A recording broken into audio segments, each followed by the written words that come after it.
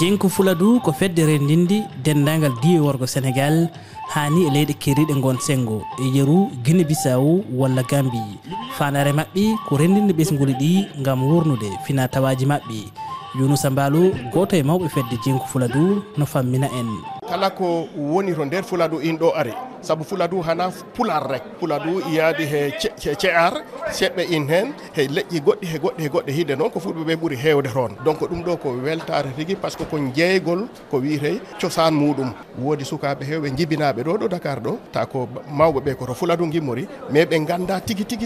cosaan Fuladu donc ɓen si gaddama ɗum koko hunde molanade caggal fina tawa gonɗo e nde hirde Jenko Fuladu ko fartangi gam weɓtinde jiitodiral hakkude ɓiɓɓe Fuladu e nalankoɓe mumen Ibrahima Sori Balde gardiɗo nde fedde holliti fanare mabɓe timmi Jenko ko yimɓe miji hen ko pour wadde soutenir la culture du Fuladu mais joni ɗo men gonɗo étudiant ji ɗi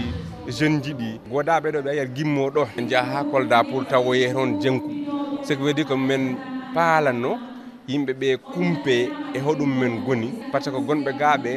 ɓen gondi e woɓɓe donc culture ji woɓɓe ɗi wawi ñamde culture mabɓe o si Jenko arani nanganaɓe han ɓay noon Jenko ari ga ha ɓiɓɓe godaɓe gaaɓe puɗɗi yidde culture meɗen noon ɓen kumpe donc ce qui fait que wonno majjugol han ɓen majjata on lien mo men paalano on taw woni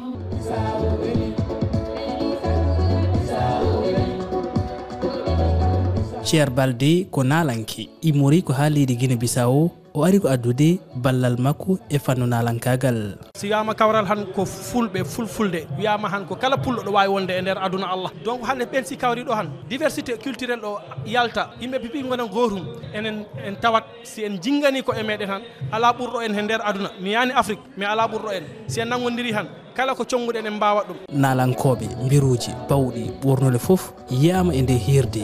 ɗum wonani weltare ɓiɓɓe Fuladu arɓe tawtorede ɓe Adja Fatoumata Seydi ko goto e ɓen weltiɓe weltare molanade sabu minen go hiiro